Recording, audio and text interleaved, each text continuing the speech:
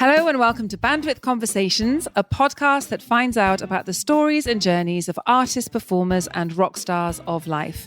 I'm Katie Brewer, and today I shall be talking to someone who has met, worked with, and in a lot of cases toured with some of the greatest musicians of all time. He is a world-renowned rock and roll photographer. At the tender age of 20, he became Bob Dylan's official photographer and has had close working relationships with Queen, The Who, The Rolling Stones, Amy Winehouse, to name but a few. In fact, when I look through his list of clients, it's actually quicker to list the people he hasn't worked with. His photographs are breathtaking, and I wish I could be showing some of his work to you now, as you would be blown away, but I will put links to his gallery in the show notes so it will be easy for you to find. I think we all fancy ourselves as amateur photographers, but when you see his photographs, you realise quite what a master of his craft he is. Amazingly, whilst photographing people in the limelight, he has kept himself firmly out of it. The photographs will speak for themselves, but it is the stories behind them that I am really excited to hear about today, and I am thrilled to be talking to Danny Clifford.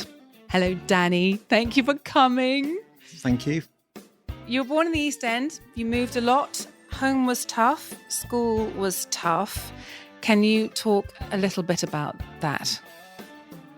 As you say, I was born in the East End and we were there for a couple of years, and then we moved out of the East End to the outskirts, just to Essex, to Ilford, round that way, Redbridge. And then for some reason, my parents decided to move to northwest London. So we moved again. So I just started school in Redbridge. Then we moved to northwest London to Edgware, went to a new school, new boy again. And then I switched schools quite a bit around that area. Living above a shop wasn't much fun, so we spent most of our time roaming the streets, my brother and my sister and I, separately mostly. We then, about 18 months later, we moved again to just slightly out to Boreham Wood, out into Hertfordshire, just on a bit further out of London. Again, new school, I was the new boy again. That's really where I had a few beginnings of some troubles there. And how old were you when you went to Boreham Wood? When we went to Boreham Wood, I was 9. The troubles I had there were unbeknown to me at 9 years old. I didn't know that there are certain things you should and shouldn't say. And I remember sitting it was a religious education class, RE, and I was sitting in there and I remember the teacher sort of talking to the kids and saying, I remember saying, hands up who's Church of England? And lots of hands went up.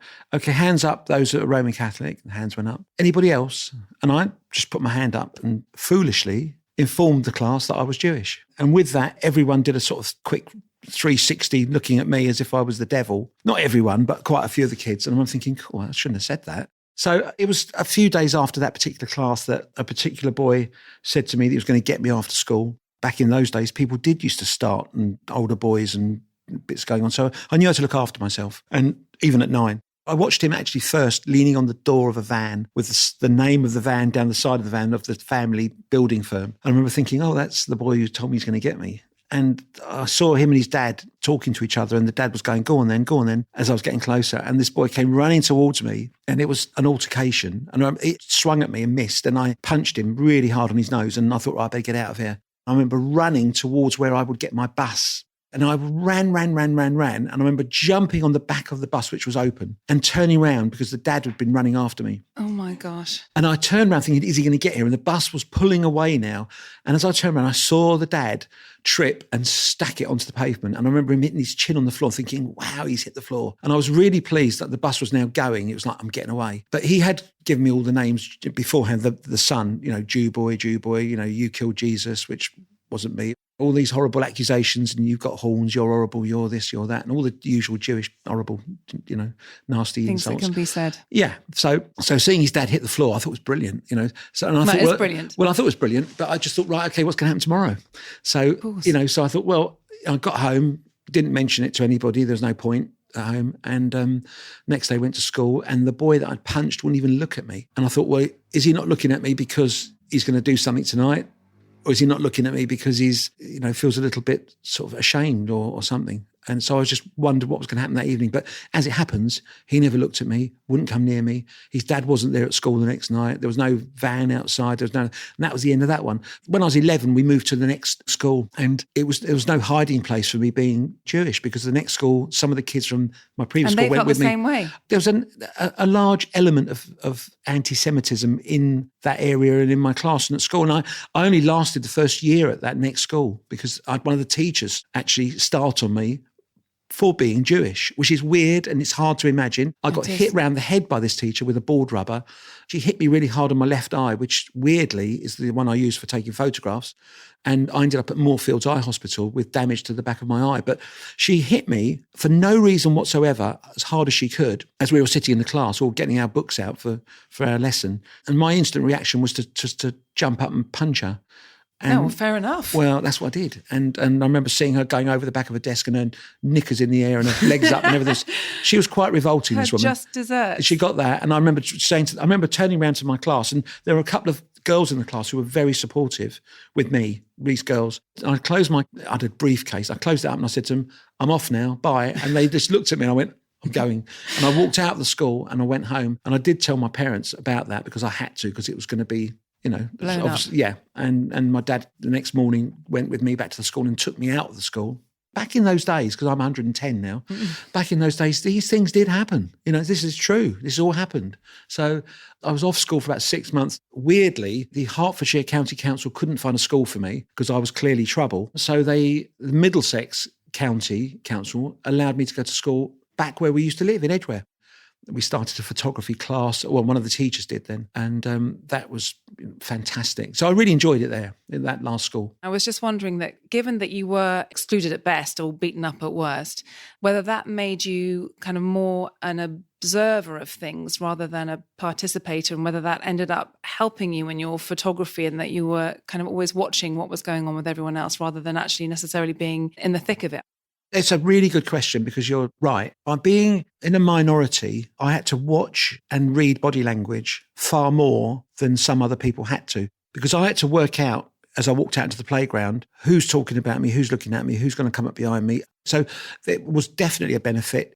I've had many younger people say to me, like, I use, I've got a Canon, blah, blah, blah, or I've got a Nikon, this, that, and the other. I use Sony or whatever, and I've got this and I've got that. What do I need to do what you do? Kind of questions.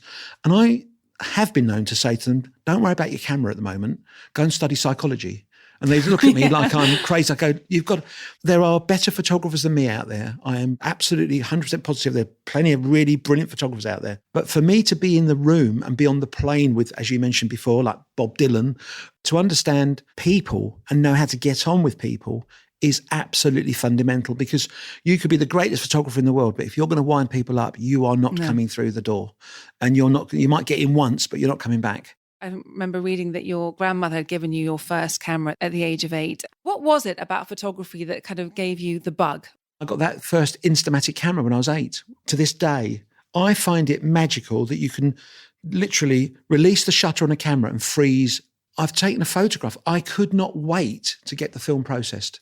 It was the most exciting. I was counting down the days and hours. I'd take to the chemist across the road from our flat when we lived above the shop, and then thinking, how am I going to pay for this? And quickly getting a job working with the milkman, the milk round. I had no money. I was 8. So I flagged down Sid, the milkman, and I said, do you need any help on Saturdays? And he said, yeah. So I used to meet him at 5:30 in the morning at the end of a road called Broadfields Avenue in Edgware. He'd come out and meet me there, and I'd jump on the milk float, which was electric milk float, and he'd say, right, 2 gold tops at that door there, bring back the empties. Then I'd come in, right, 2 silvers over there, and I'd be running backwards, forwards, all till about 3 in the afternoon, and he'd give me 6pence. And I did that every Saturday, and that was mounting up enough for me to get the film processed and then buy more film with my milk money.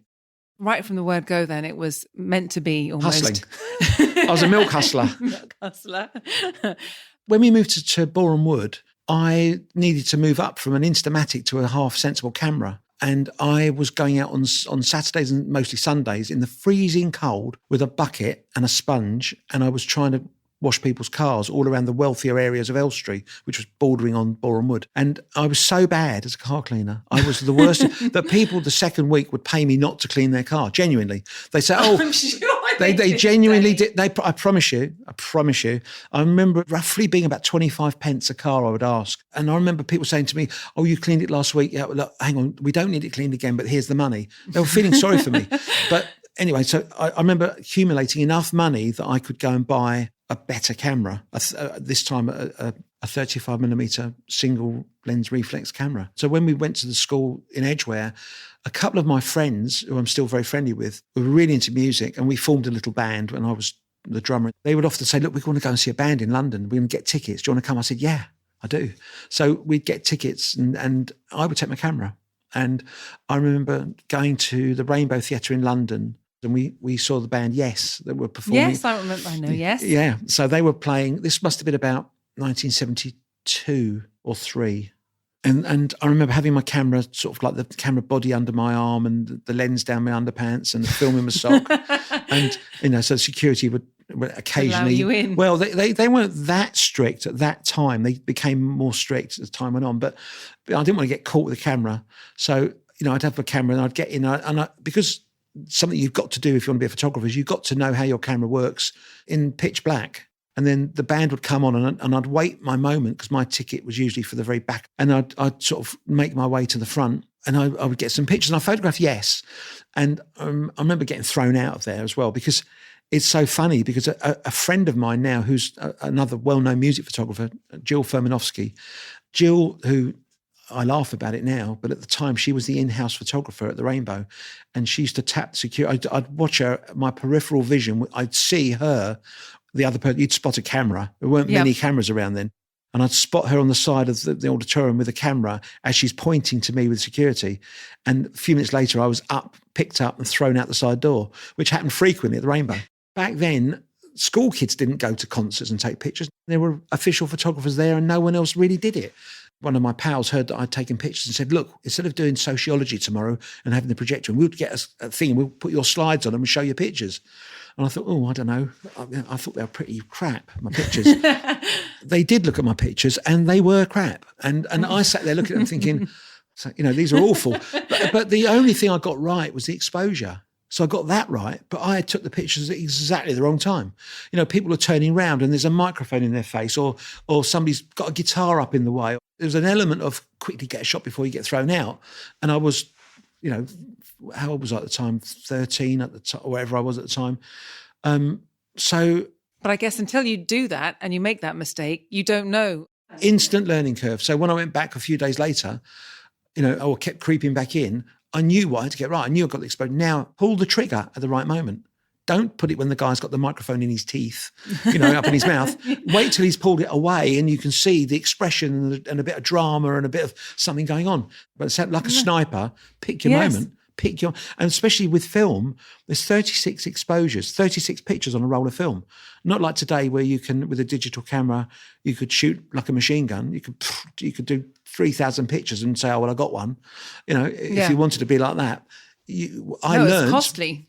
Very costly. And also I picked my moment. So suddenly I became 100% better within a few days, still lacking tremendously, but 100% better than I did. The bug had already got me with photography, but the bug was there because it was such a challenge to get shots of things they didn't want you to get, to be thrown out. I thought, right, fine. I photographed Lou Reed a little while after Yes at the Rainbow Theatre. And I, again, got a ticket from at the back of the auditorium for, I don't know, £2 or whatever, £2, whatever it was.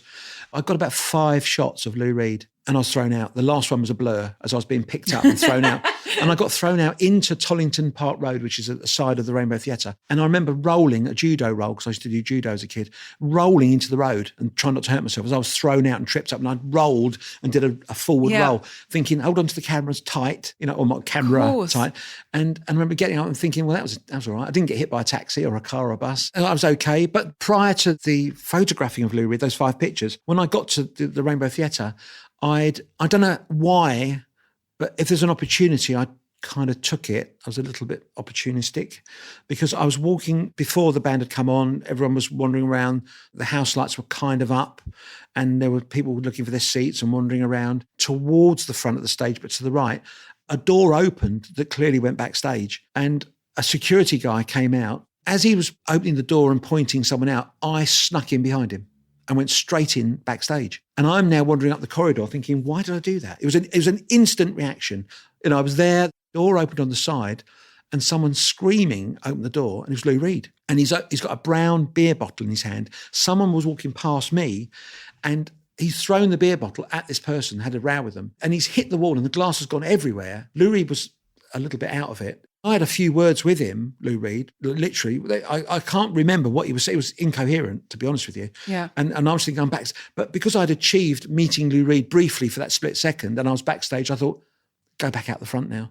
There's nothing more for me here. It was more and more photographing, more and more sneaking in, that it became more of a thing that I was perfecting, live shots. So you knew that this photography was where you wanted to go? Yeah, absolutely. I wanted to be a photographer, and that was that. At one point, I was going to be a war photographer in my head. I wanted to be, I was going to go off to, when I finally left school and I got into it, I thought, hang on, I want to go to Cambodia, the killing fields at Khmer Rouge. That's it, I'm going to go. And I didn't, because luckily for me, it coincided completely with me working with Pink Floyd. So I thought, well, that'll do. I started working with them. Pink Floyd, right, this is where it started. You have to network yourself. And, if I'd meet somebody, I would chat to them and find, is this going to lead me somewhere? I wasn't brutal about it. So I wasn't one of those people that talks to you and looks over your shoulder at the people behind you. No, gosh, I know people like that. But I wasn't one of those. I became quite friendly with a guy called David Meek, who was lovely. He had a little photographic studio and a process and printing darkroom in Islington. I became really the photographic arm of what he was doing there, which was funny because a lot of the stuff he was doing was on the pornography side. Oh. Which was interesting. Yes. Another story for another day. I was spending a lot of time processing and printing my pictures in Essex, in David Meek's studio. And I then was also around the area, and I got myself a pager, which was, there were no mobile phones then. You had a pager which we could rent. I remember pagers. Right, from BT, you could rent a pager or whatever, and if you gave somebody your pager number, so if somebody wanted to contact me, nobody ever did, only my girlfriend, who's now my wife. The idea was that people would ring the pager number, my pager would go beep, I'd phone the pager company there, and they'd say, phone Mrs. Smith. There's a little road off Essex Road called Britannia Row. Pink Floyd had a company called Britannia Row, and they'd bought an old church in Britannia Row that they were using as their little recording studio and rehearsals and everything. So I thought, wow, one of my favourite bands are just literally round the corner. So I proceeded to go down to Britannia Row as often as I could. So I thought, right, I'm going to go down and try and make contact. I went down one day and I buzzed on the buzzer, and a woman answered the buzzer and said, hello, can I help you? And I said, hello, my name's, and I've got a delivery for you. And I've got a parcel for you. And she said, I can't hear you. I said, I've got a delivery outside. She said, I can't hear you. Can you come in? Bzzz. The door went in. I went. And I walked in. That's really clever, Danny. I don't know. It's clever. I don't know. No, it makes me laugh now. I think it's brilliant. Well, it makes me laugh. I was definitely a cheeky chappy, and I just wanted to get it to work. What could I lose? What could go wrong? No, nothing. What could go wrong? And that's right. I couldn't care. In my youth, I'd had many fights at school, in here and everywhere. Yeah. They're not going to thump me as I walk through the door. They can say, get out. Do you know what I mean? Like, whatever. And that's okay. Yeah, whatever. But I did it with a smile anyway. So I've gone in there and she said, can I help you? So I said, oh, hi, my name's Danny Clifford. I'm a photographer. And I just wondered if Pink Floyd needed a photographer. And she looked at me blankly and went, what? I thought you had a delivery. I said, who said that? I said, and she looked at me and I went, well, I was just passing and I'm only up the road and I just wondered if I could pop in. She said, the band don't need any photographers. We got photographers. Thanks very much. Goodbye. So I said, okay, I'll go. Can I come back another time? She said, no. I said, thank you. And I left. Off I went. So about 2 weeks later, I thought, right. That's quite good, I think. Yeah. Quite a good response. Yeah, it was, because I thought 2 weeks are up now. Probably about time to go back again. Right. So I went down. Same again, slightly different manoeuvre outside, buzzed the door. Hello, got to what? And it's a slightly different tone and different bzzz, door. And I walked in, she went, it's you again. I said, yes, sorry. She said, what do you want? I said, well, I just wanted to know if the band ever needs, do you need, we don't need anybody, she said. She said, look, honestly, we don't need anybody. We're busy. Thank you very much. I said, can I leave you my number? She said, no. I said, please. Can I leave you my number? Just in case. I said, here's my card. I had some cheap, nasty cards made out with Danny Clifford. Yeah. I think it said professional photographer on it. Which who puts professional photographer? Yeah, I was a kid. I was an idiot. It just reminds me of when I was at school, a friend of mine wanted to be my partner in photography. He wasn't a photographer. And he said, I've had cards made up. My friend Simon Bowes. And it said, Simon Bowes, Danny Clifford, professional photographers. And the word professional was spelt wrong. And it made me, I said, and at the time I couldn't spell. I said, is that spelt right? Are you sure? And he said, yeah, I'm sure it is, but it was wrong. Anyway, so this time I got it right. Anyway, well, he got the last lot done wrong. So anyway, I left my card. She reluctantly took it and off I went. Sometime later, it was around sort of like June 1975, this was. I'm at David Meek's studio. You know, we've been photographing something, for, the cover of a magazine called Libertine, which was a bloody porn magazine that he was doing all the stuff for. And I was doing the cover, and there was a naked woman on the cover, and they wanted everyone's hands all over it as well. So I had to do it on self-time with my hands, someone else's hands, and the camera was above. And anyway, so it was weird. And anyway, we finished all that, and my beeper went, my pager, and I've gone beep. And I phoned the pager company thinking it was Lynn again saying, you know, what are you doing? You're coming over to meet me tonight. We're going to get a take, whatever. Yeah. And it was, hello, this is, please call Linda Stanbury at Britannia Row. And this was the woman's name, Linda Stanbury. And I thought, am I allowed to swear on this podcast? You are. Anyway, I thought, fuck, Linda Stanbury, God. So I said to David Meek, can I use your phone? Because in those days, as I said, no mobile phones, phone calls weren't cheap. I had nothing, no money. I was broke. I used to jump on a bus and not pay and jump off again before the conductor whacked me with their ticket machine. Yeah. You know, it was terrible days. You know, I couldn't afford lunch at all. It was ever. You know, it was just. It was tough. It was funny and tough. You know, funny. So I phoned her up, and I'm standing there, sort of like a kid, thinking, God, somebody's actually phoned me, and it's Linda Stanbury from Britannia Row, probably to say, don't ever come down here again, you idiot. So I said, hello, Danny Clifford. She said, where are you, Danny? So I said, up a street. And she said to me, have you got your cameras with you? And I went, duh, photographer. And she went, look, have you got your... I said, yes, I have. She said, how quickly could you get here? I said, 5 minutes. Because if I ran, it's 5 minutes. Yeah. And she said, EMI was supposed to have sent a photographer to photograph the band with their gold discs they've been awarded. We need some shots for Music Week. We need a photographer here quickly. Can you get here? Because the photographer's let us down. You know, he's not here. And the band are becoming very agitated. I said, on my way. And I ran all the way there, got there. I got in, walked in, and the band were not very impressed because they assumed I was the photographer that made them wait for an hour or however long it's been. Of course. So I've run in there as if, going, ta-da, I'm here sort of thing. And everyone's going to be pleased. And the looks I got the look of death from Nick Mason and Roger Waters. And so I thought, these are my heroes. Anyway, get the shots done. I said, what have I got to do? And they said, shots with us, and they were holding the disc. So I took these photos. As soon as I took the shots, they put the disc down. They've all walked off. Didn't say anything to me. Gone. So they've gone. And Linda Stanbury said, okay, can you give me the film, please? So I said, what? Why? Why? Yeah, why? She said, well, I've got to get this over to Bond Street to Steve O'Rourke, their manager. So I said, I'll take it over there then. She said, no, someone's coming to collect the film and we're sending it over. We've got a courier coming. Blah, blah. With that, the buzzer's gone and she's gone, come in. She's on reception. And in comes a guy and goes, taxi to take something to New Bond Street. I said, that'll be me then, right? And I've walked out with it. And she's gone, no. I said, I'll take it. And the taxi guy goes, is he the one? So I've just gone and got into the taxi. And off we've gone. And we've got to New Bond Street. And I said to the taxi driver, where are we going? He said, you've got to go in here. So I've gone into this doorway, and I think I can't remember if it was Bond Street or New Bond Street, I can't remember. And I've gone into Steve O'Rourke. The company was called Emka Productions, and I'm thinking, what's that? But that was the production company that managed. Steve O'Rourke was their manager. Okay. I didn't know, but I certainly found out very quickly. And I've wandered in and up these stairs, and I've gone in, and it's a real rock and roll management office. This is from me, coming from my humble beginnings, this was quality. Yeah. And this is like, here I am. This is where I belong. I need to be involved in this somehow. I'm about to get thrown out and probably kicked in the nuts, but there you go. So I've gone in, the receptionist said, you got the film? I said, yep, I have. She said, can I have it? I said, no. And she said, what do you mean? I said, well, I'm the photographer that was kind of parachuted in the last minute, but I'm not from EMI and no one's negotiated anything with me to do this. And I'm not just going to hand over a film. I knew from my earliest days, first of all, I was buying all my own films. Secondly, I knew that if I handed my film over to somebody, I'm never going to see it again. And thirdly, it's gone. I own this. No, you're not having it.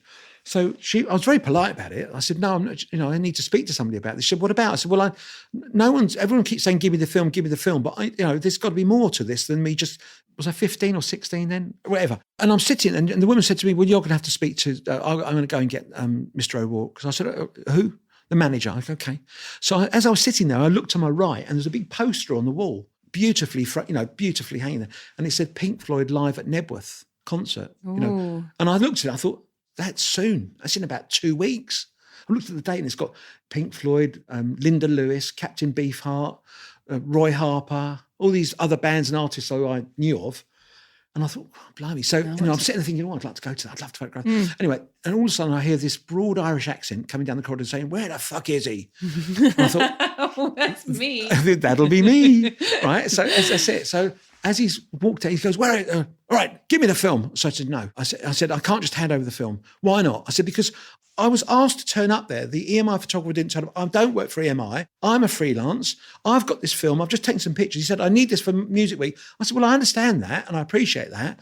But what do I get? He said, I've got no idea. You've got to speak to EMI. I said, well, you speak to EMI. I'm not giving you the film. And he was getting a little bit irritated. And I sat there just smiling, saying, look, you have to understand, why should I just hand this over?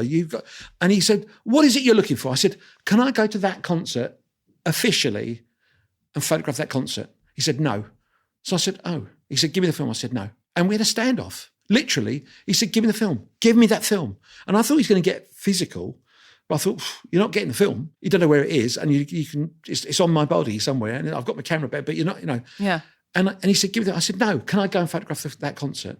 And he said, no. And then he stood there and he sort of looked and he thought, I could see the cogs thinking, of course he can go and photograph the bloody concert. So I said, please, can I photograph that concert? And then I'll give you the film. And he said, yes. I said, give me your word and shake my hand. So I put my hand out and he said, you've got my word. I said, what's your name? He said, Steve O'Rourke. I said, all right. And I shook hands with him. I said, definitely. He said, definitely. You'll give me a photo pass and I can definitely officially go to that concert and photograph that concert. He said, yeah, that's all right. So I gave him the film. And I expected him to say, I had my fingers crossed or something like that, but he didn't. And he was true to his word. They gave me a pass and I went officially and photographed Pink Floyd at Nebworth. And that was the start of me working with Pink Floyd.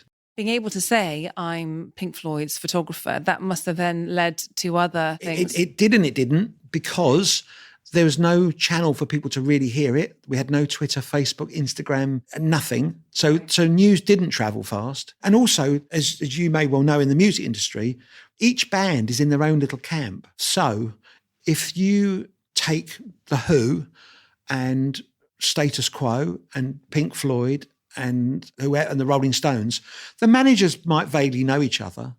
And there might be the odd road member that might know somebody who's the guitar tech with that band, but there's not much interaction. They all love each other and jealous of each other, or whatever you want to call it.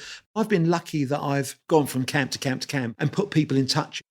The one time that it really resonated around the music industry for me a bit and really gave me the leg up that I needed was when I went on tour with Bob Dylan. How did that happen? I was in my office in Wardour Street, the Who's office, which wasn't it was their office with their furniture. I got to know Bill Curbishley and his wife, Jackie Curbishley, and they said, you need an office one day? And I said, yes, which I didn't. I said, yes, please. And they gave me an office in their office spot, which was next door to the Ship, the pub in Wardour Street, 112 Wardour Street. And I thought, brilliant. I had a desk, a phone, I had a chaise lounge, a cork board on the wall, and a window out the window looking at the Ship pub. Again, the only person who phoned me was Lynn, my wife, who was my girlfriend at the time. No one really phoned me, and a photographer doesn't need a bloody office. You need a studio or get out and do it. But I accepted the office and I sat there, and I had a base in Soho. Status Quo, who I was doing a lot of stuff with, were based, their offices were over the road. Thin Lizzy were around the corner. Tony Visconti with Bowie was around the corner. Everyone was in that area, really. Keith Ortham, who was one of the biggest PR guys in the world, was in Old Compton Street, who handled everybody from Jimi Hendrix to Stones and everybody. So I was in the centre of it. So if you're going to be in London, New York or LA, London was pretty much the place to be. And if you're going to be in London, you might as well be in Wardour Street in Soho.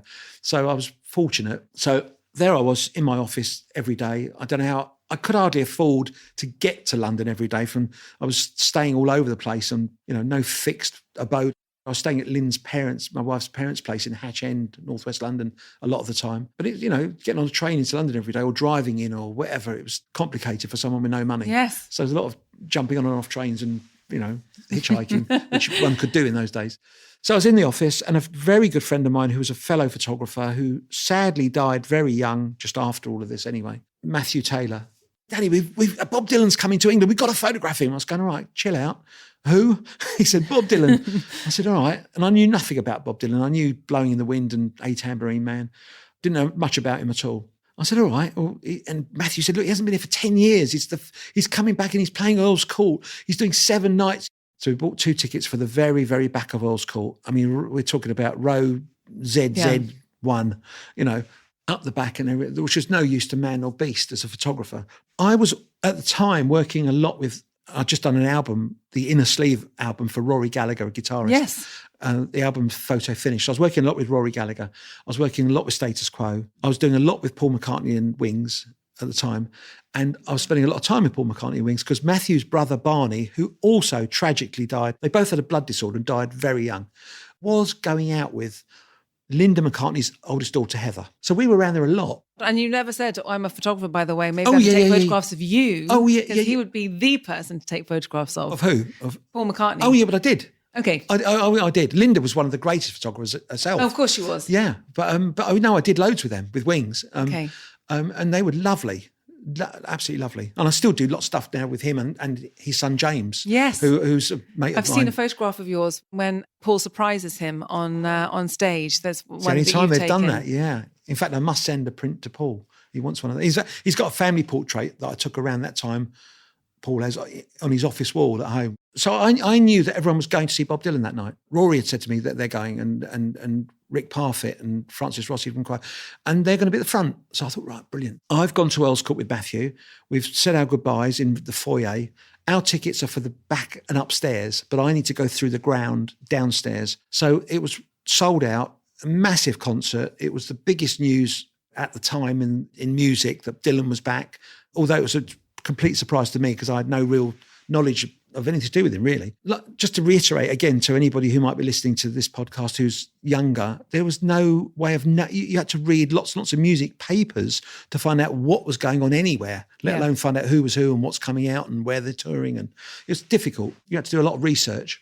So there we were in the foyer, and I'm thinking, right, I've got about £5 on me. That was it.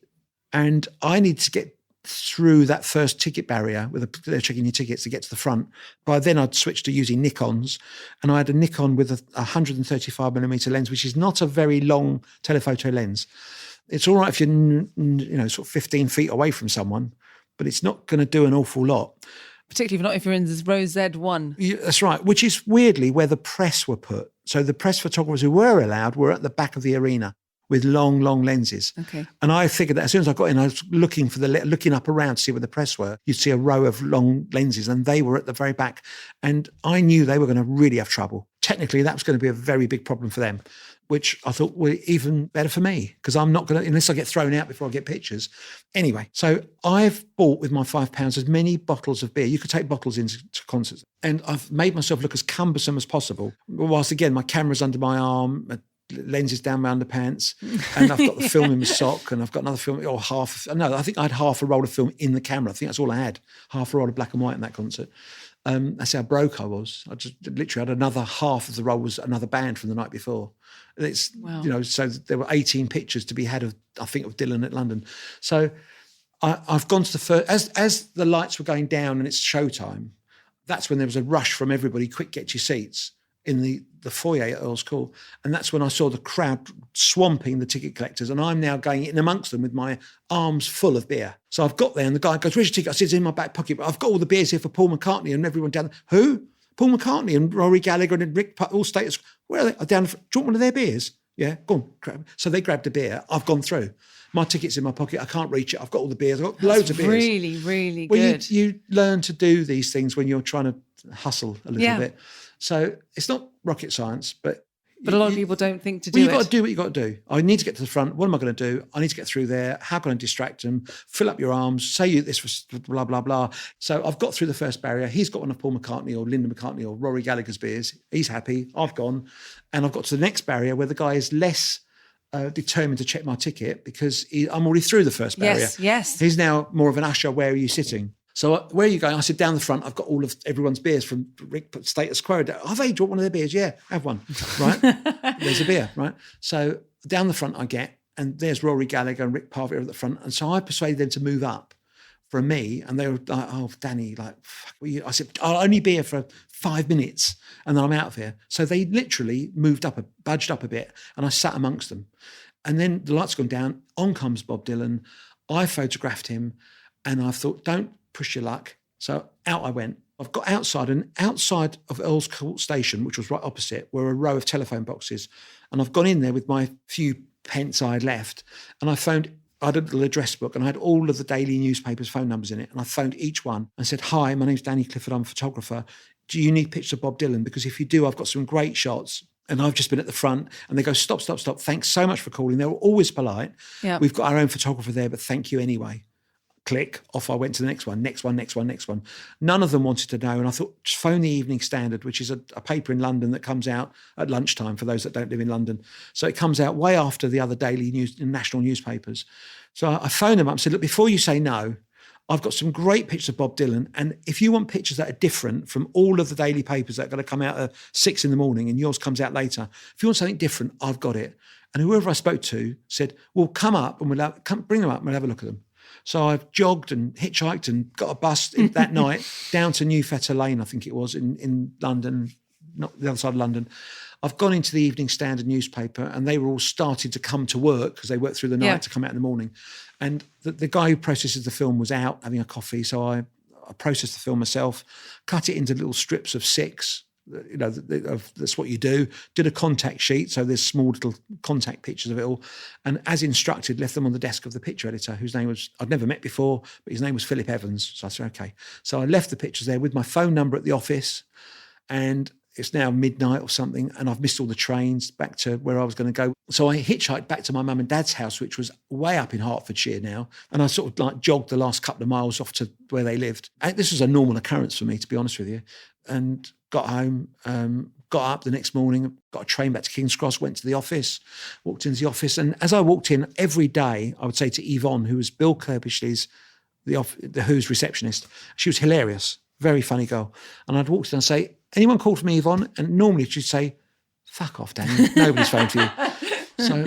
So anyway, I walked in and said, Yvonne, anyone called? She said, actually, yes. I said, really? Oh.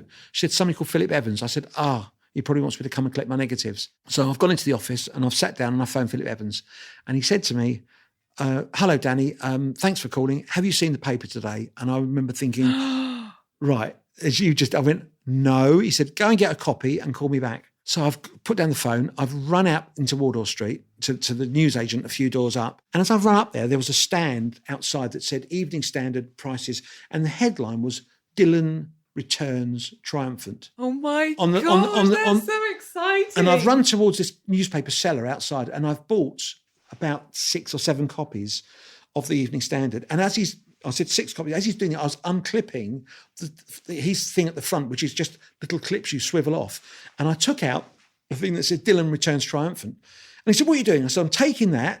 He said, you can't have that. I said, I can take it because one day when I've got kids, I want to show them.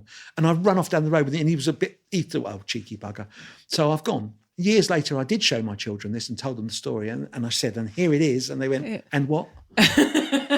They were pretty nonplussed. They weren't interested. Well, I know, that's children. That's right. So anyway, so I did get that. And I've still got it. And I did photograph that as a part of, it's for me a bit of my history there. Oh my gosh, that's such an amazing moment. Well, it was amazing for me. So I've gone back in and I've phoned Philip Evans up, and I guess I've got it. And page 3 was all my pictures, and they were great pictures. I was so thrilled.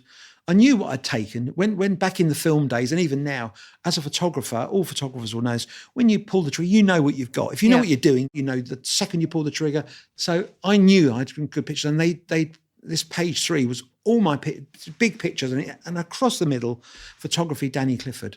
And I thought my name's on it as well, which is something that frightens photographers. When I to this day, I have stuff published in the most wonderful places, and there's no mention of my name, but no one knows because you have to point it out to people. But anyway, so I've gone back and I was thrilled. So I then immediately learnt that I've now got to negotiate the fee after the event. So he said, what were you looking for that? I said, you tell me what you would normally want to pay for pictures that are not exclusive like that. He said, well, they're not exclusive. Other photographers were there. I said, not where I was. I didn't open my mouth. I let him tell me. And then I upped him, and I got 150 quid. And I thought, this is in 1978. I thought, wow, 150 quid.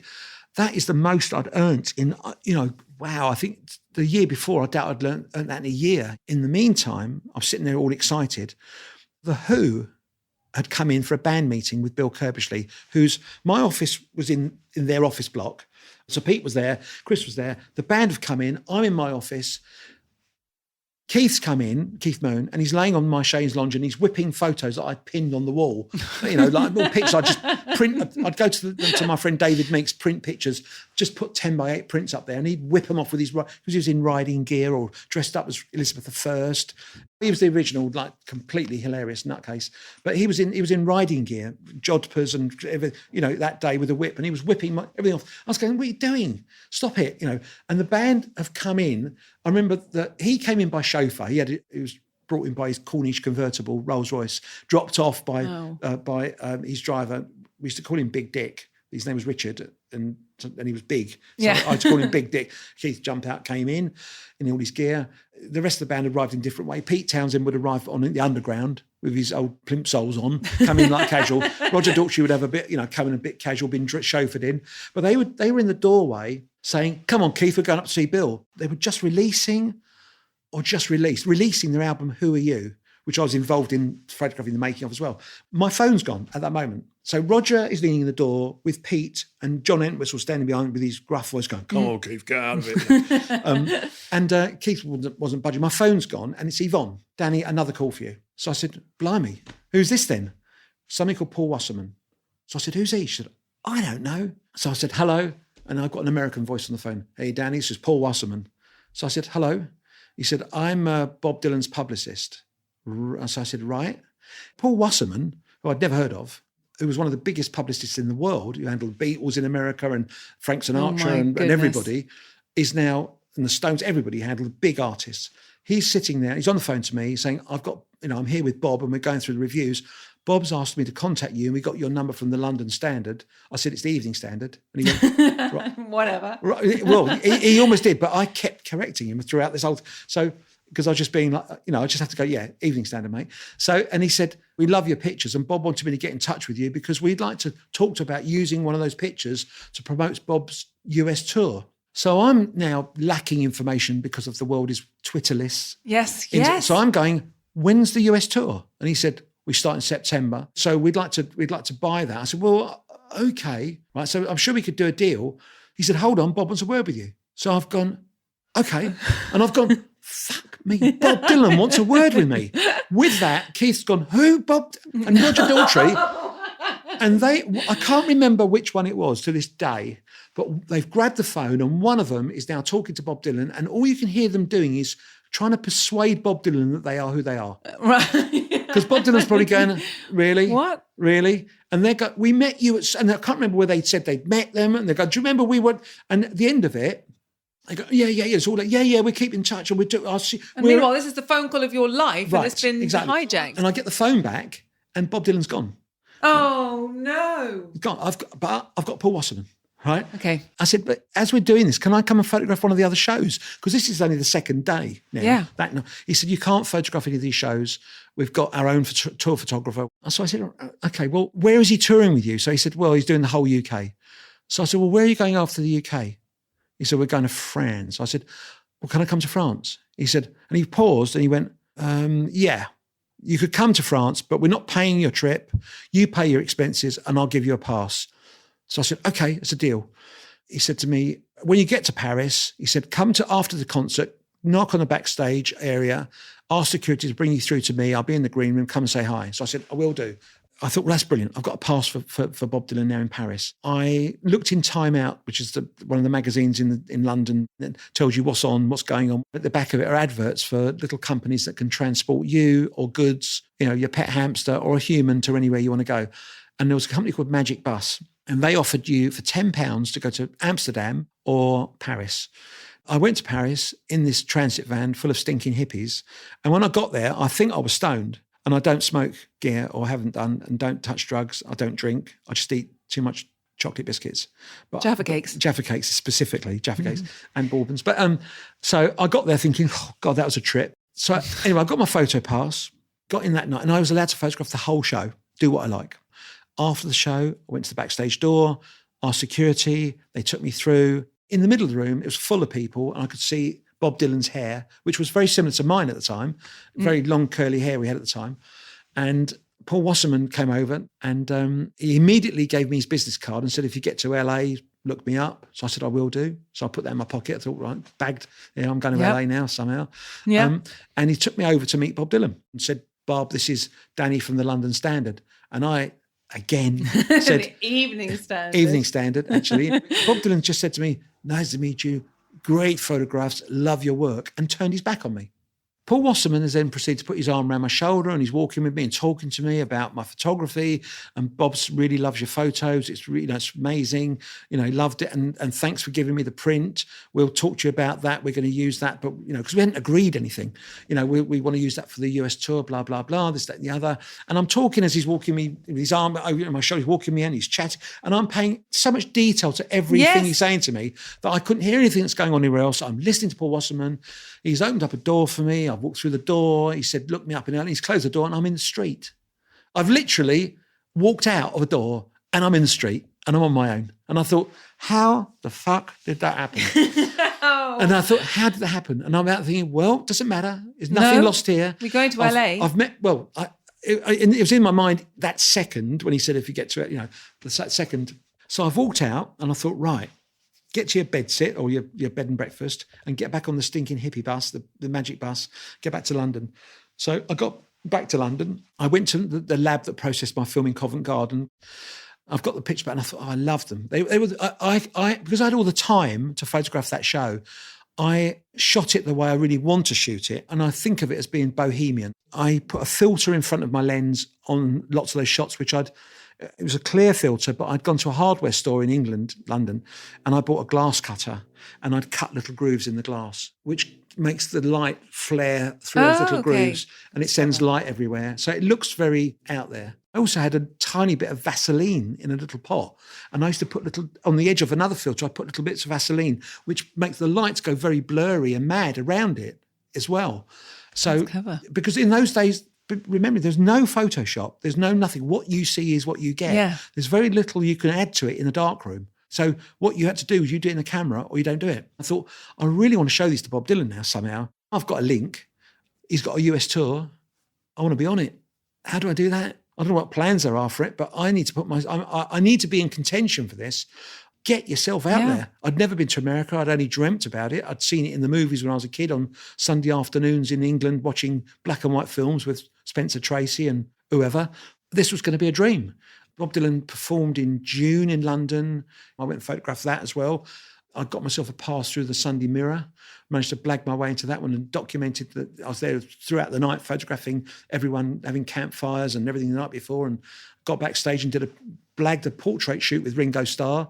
Oh my goodness. At the time, and I now know him well, and his son Zach's a good friend of mine, and that's another long story. I made my mind up to sell everything I could and, accept my cameras and raise as much as I could and go to America. So I did that. My grandmother, again, was the only supportive person in my family. I think she gave me like 100 quid towards it, which was a lot of money. She just, she wasn't wealthy. And she was the only one who knew I was going other than my girlfriend. And my old school teacher who taught me photography, Terry Bolus, who was brilliant, and I hope he's still around. He really encouraged me. I've left Lynn, my girlfriend's house it was September the 6th, I think it was, 1978. I've gone to the office in London to make sure everything's in order in my office because I'm leaving for a while. I've walked from the office down Park Lane to Curzon Place. I've gone to Keith Moon's place, Keith, my mate, seen Keith and Annette Waterlax, who I'm still in touch with, was Keith's girlfriend, Swedish model who was living with him at the time. Keith was in a bad place at the time. He'd been trying to give up cocaine, it was at the time. He was heavily into that. And he was desperately trying to stop drinking alcohol. And he was at the time on prescribed drugs to prevent drinking alcohol. Anyway, his driver, Big Dick, dropped me down at Victoria Station, which is where you could buy airline tickets then. I got on the plane. I remember standing at the back amongst the smokers, just looking out the window of the door, looking down as we crossed over into Canada, and looking down and seeing minute trucks on the freeways, thinking, I'm actually going to America. This is a dream come true. We landed at LA, and I walked out and I sat on the suitcase and thought, blue sky, palm trees, yellow taxis, Hollywood.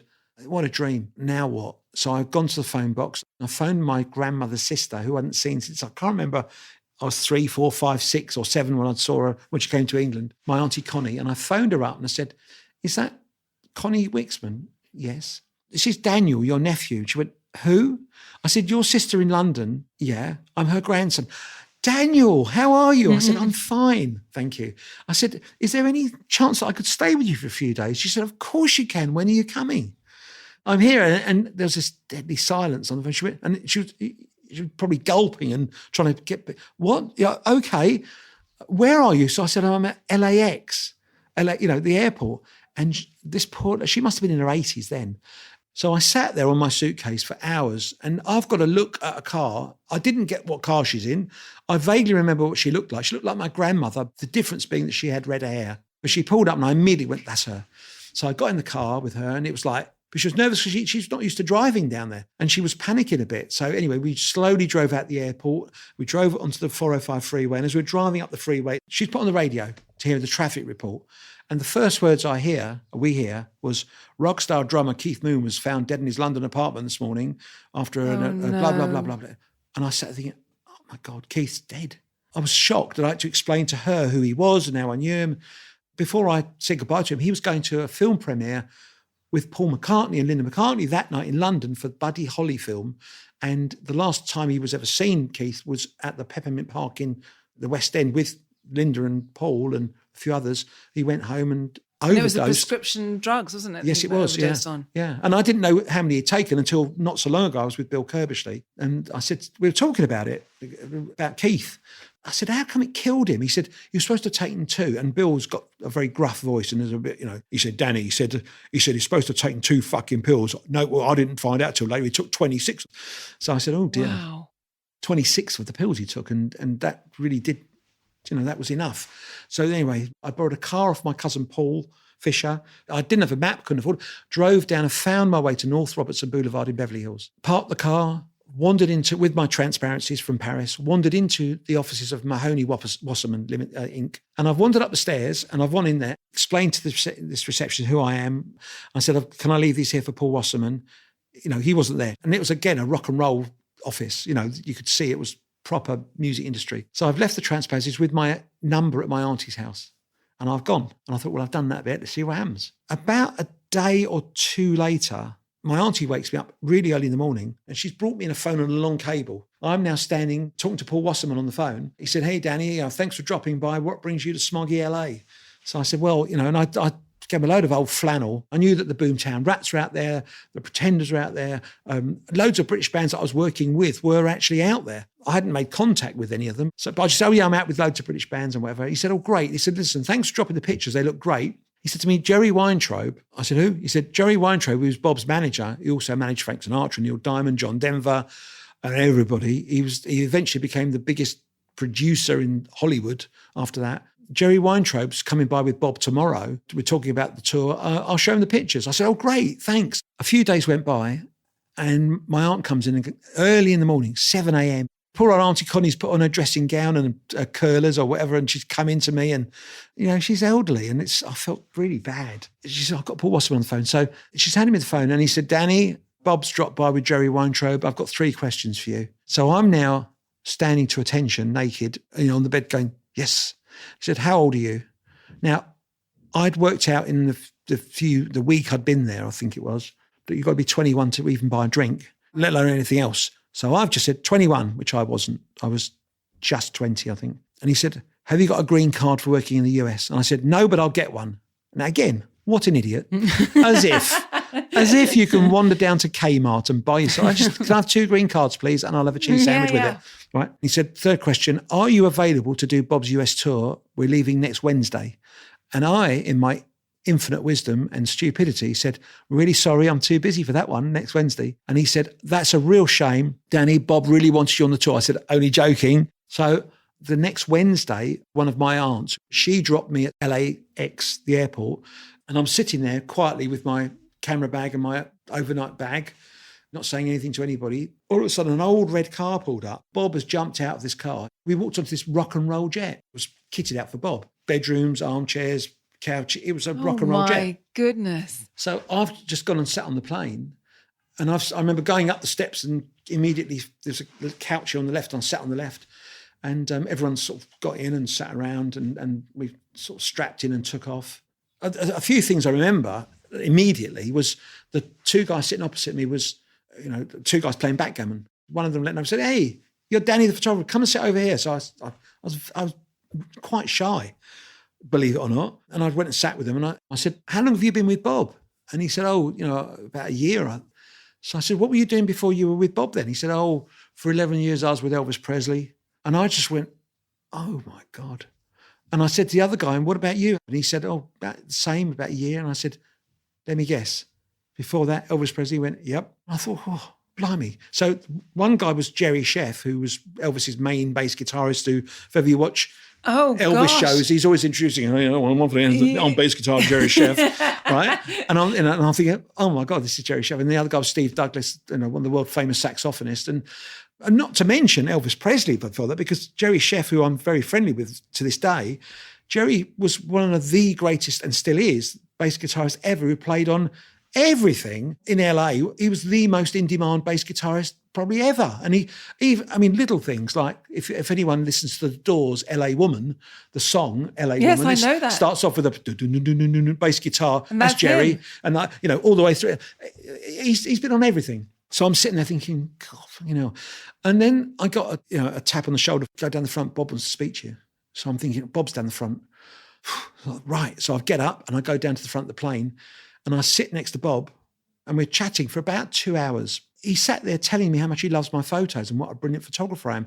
And I was sitting there thinking, if only someone else could hear this. I know. If only someone else could hear it. And I was sitting there going, "Thank you." And I said, "I really appreciate it." Two people have said that to me. Paul McCartney has said it to me, of which I have got witnesses. He said it to me in a backstage room. A good friend of mine, Adrian Chandler, who looks after James McCartney and other people were there. He said it 3 times. He shouted it across the room, "Danny, you are a great," because I'd just done a load of work with his son and he was thrilled with the picture. So to have Paul McCartney say that to me was from him, who's also a very good photographer. So was Linda. But to say it 3 times, I was thrilled. Other people heard that. Nobody heard Bob Dylan saying it to me. I was just thrilled. So that was the start of the tour, was in Augusta, and we went on from there. But there were many, many, many very interesting things that happened on the tour, which are, again, long stories. What I'm going to do is I'm going to run through some names because you've worked with so many people. I want to start with Status Quo. And I remember hearing from you that they were your kind of the most fun band. Okay, well, there's so many with Status Quo. Pick just anyone. Okay, start the beginning with Status Quo. It must have been 77. This is a band that when I was at school just a couple of years before this is one of the bands I'd be writing all over my school books. I'd be writing Pink Floyd, Status Quo, the Beatles, Status Quo, Deep Purple. I loved them. I went to Bray Studios, so I'm with Status Quo, and I've sat down. And I sat there from about 9. I got there at 9 on the dot, and I'm sitting there. And about 4 o'clock that afternoon, the shutters open, and in comes a Porsche 911. It's Francis Rossi. In he comes, and it's an enormous hangar, like films are made there, So he parks his car, the hangar opens again, another one comes in, Rick Parfitt. God, it's amazing. And a Range Rover pulls up, which was, quite new and nice in those days. John Coggan, the drummer's jumped out, and they've come in, and then a chauffeur who turned out to be the company chauffeur, Jim, has turned up in a Daimler limousine. Chauffeur Alan Lancaster, the bass guitarist, jumped out. They've come in. I thought I was a rehearsal. And they've walked up and there's this back line there. So did a quick song. And they were sort of like playing, they just went inside. They were mucking about. And then someone's gone, "There's a bus here." And they've all gone, all right. Everyone's picked up their little holdalls and walked outside and got onto a tour bus. And then somebody said to me, I think it was Bob Young, "On you go." So I've got on a tour bus. So you're not planning any of this? You don't know what's going on? No, I was on tour with Status Quo. That was the start. That was the start of Status Quo tour. That was crazy, crazy days. And I became very friendly with the band. I was the one that was in everything, stuck in everywhere, doing everything, at home with them, in the dressing room, on the planes with them, in the helicopters, in everywhere. And I was photographing, documenting it all the time. I was very friendly with all of them, and I still do stuff with them to this day. The original band reformed in 2012 and then again in 2014. And I was the only one on that tour. I was the only one allowed to shoot that. So I documented that, which I'm going to do a book on that as well, because that's when the originals got back together, and that was brilliant. But I've had so many funny times with Quo, so many. What a band. Such good musicians. There are people out there who are somewhat lacking who seem to come up with the quote, 3 chords, that's Status Quo. Rick was one of the world's greatest rhythm guitarists, and Francis, a phenomenal lead guitarist. Alan, what a bass guitarist. John, a brilliant drummer. Really, band were brilliant. And the songs, along with Bob, co-writing many of the hits with them. Status Quo for me were the funniest band to be around. Louis Shamodian, Christmas 77, it would have been. We're in the dressing room and before the gig, and all of a sudden, one of the women backstage who had a fur coat on, Rick has nicked it off her, and he's parading around singing with Andy Bowen, who's the keyboard player in the band. They're doing a sketch in the dressing room, larking about, pretty much blind drunk, pretending to be Flanagan and Allen, who were big music hall singers during the war, with songs like Underneath the Arches. Yes. Anyway, so they're doing all that. Next thing is Bob Young has run around the front of them, because I was photographing them in their fur coat. And Bob Young's got on his knees, facing them, dropped his trousers and his underpants to display his rear end to me. Rick has leant forward with a lit cigarette and poked it up his bum. And I photographed it quickly as Bob's just about to go, ah, because he was on fire. But there was pandemonium in the dressing room. There was the same event. I remember a woman just before the concert turning up backstage, and I'm here and I've got no knickers on. I said, are you serious? He said, yeah. I said, all right. So I've gone in there and I've said to the band and all their, I said, there's the remnants of a woman out there who said she's got no knickers on, and they've all peered, and the support band with the British Lions, who were Mott the Hooper once, and they're all going, what?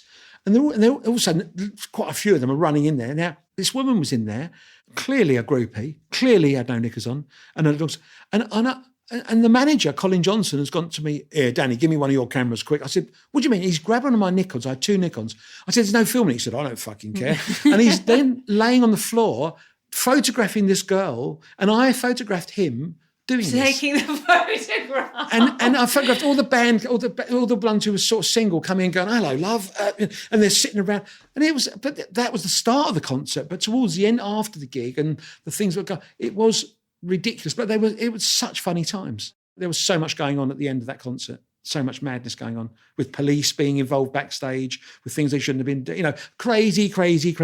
It's so much so that it was at the gig that one of the policemen who was backstage, who was doing things he shouldn't have been doing with people that he should have been doing it with and everything else, that his uniform ended up on stage on Bob Young. And I photographed the guy, Bob's got a policeman's hat on and policeman's cut and everything, whilst the cops, anyway. Having a moment elsewhere. They were supposed to, anyway. Sex, drugs and rock and roll. So which band would you say had the most sex when they were on tour? It's hard for me to say that because I didn't actually witness all of it. The ones that I could visibly see were Status Quo. And what about the drugs then? Lots and lots of drugs around. When I took off on Bob Dylan's jet that time, and I had Jerry Sheff sitting in front of me with Steve Douglas and everything else. When we took off and we got on the level, that's the first time I'd ever had anybody walk around the plane with a tray saying, what do you want? Wow. With a tray saying, what do you want on it? And I declined. I just want a water. But there was pretty much whatever you wanted on that. I remember him saying, you want Quaaludes, Coke, what do you want? And I was going, what's Quaalude? I can say this now because it's true. It's all true. But he's no longer with us. He's now floating around in hell because he always said he wanted to go there. But Patrick Stansfield, who was the producer of the shows, who also did Neil Diamond's, incidentally, he was brought on to up the ante for Bob. Every city we went to, a dealer turned up. The same guys turned up with his Coke. And I'd recognise the guys pulling up, walking, and he was supplying them everywhere we went. What about Freddie Mercury? How did you meet him? Again, having an antenna like a police dog, one has to be omnidirectional and have your eyes and ears open. So in that particular situation, I was at Hyde Park. I knew Queen were playing. I was walking around backstage. I hadn't met any of the band.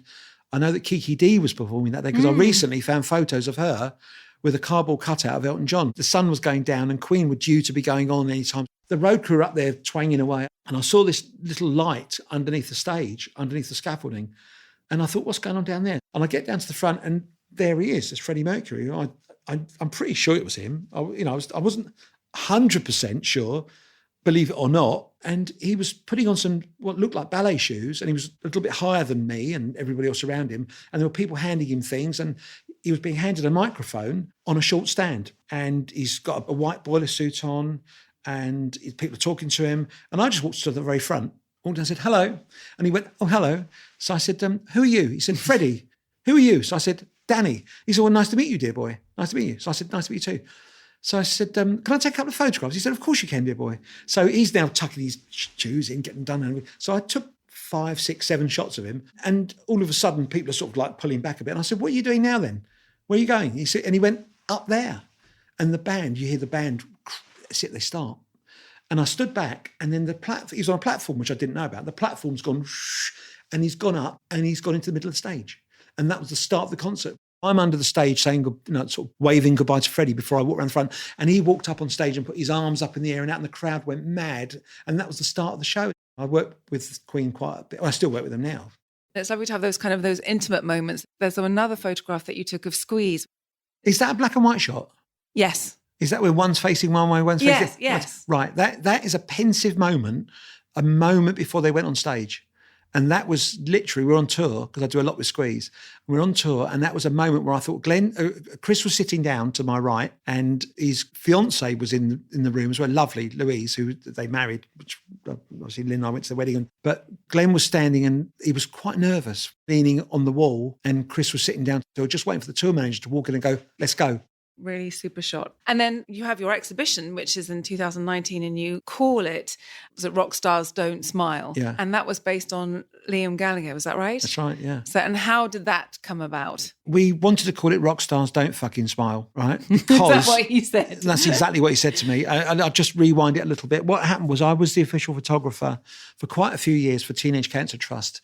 And I used to do, for nothing, I hasten to add. So the reason I say that is because he wasn't treating me particularly well, and I was free. At the Albert Hall every year, they do a series of concerts, and I was doing the front of house live stuff. I was doing backstage stuff. I was doing dressing room stuff. I was photographing everything. I was syndicating the pictures and getting them into all the newspapers and magazines. Now, that is actually a lot of work, because I stopped doing it, and I think Getty Images do it now, and they put like 4 photographers in there to do it, and I was doing everything. So it was pressurised. I had one person there with me helping me, which was my daughter. Every day during those concerts, the charity, they bring in about 20 to 25 of the teenagers who are patients. They go on stage and they learn to play the glockenspiel, the triangle or something during the day. And early in the evening, just as the audience are walking in, those patients go onto stage with some musicians who've been teaching them all day, and they play a song. So, and everyone can see that these kids or these teenagers are there with, you can see they're in trouble. These are visibly unwell teenagers. So this day, Kelly Jones was with me from the Stereophonics, Paul Weller and Liam. And we've gone down to the Yamaha room. And as we've gone down, we're all chatting on the way down.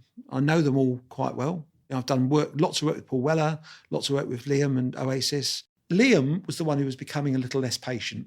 Paul Weller was fine. Kelly was fine. Liam is getting agitated. He started moving his shoulders about, and he's giving it all that, hurry up and all that. So I said to one of the kids who was looking at his mum, I said, can you just stop what you're doing nicely, look at the camera, and let's have a nice big smile, right? Look at me. And he looked at me, and I took about 4 or 5 shots. Bang, bang, bang, bang, got the shots. And as I'm taking the shots, Liam's growling. He's looking at me. He's just looking at me, like with his eyes staring. The day goes on, moves on. It's a sound check. The doors open. The crowd come in. The kids go on stage. They come off stage. Support acts go on. Loads of people, bands go on. Headline comes on. It's Richard Ashcroft. Richard Ashcroft does his set, comes off stage. I'm backstage now, and I'm photographing all the celebs that have turned up to mingle backstage. Lots of people, lots of actors, lots of people supporting the charity. A friend of mine and his wife started the charity along with Roger Daltrey. So Dr. Adrian Whiteson and his wife Myrna. Adrian said to me, Danny, do you think we could get a shot of Myrna, his wife, and Liam? So I said, I'll ask Liam.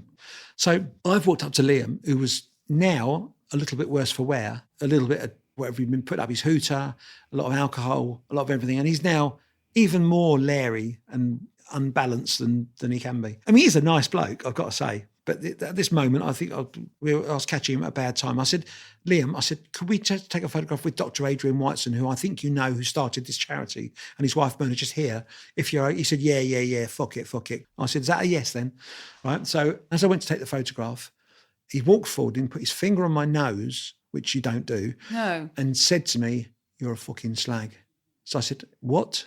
He said, you're a fucking slag. My daughter, I could feel her trying to grab the camera off my shoulder. I thought maybe to protect it, the camera, or she said afterwards to take a photo of what you were going to do to Liam, is what she said to me. Because I said to Liam, take your finger off my nose before I break it and shove it up your gunga pooch, mate. take it off my nose. And he did. And he pulled back and he went and stood back with Dr. Adrian Whiteson. And I couldn't help myself.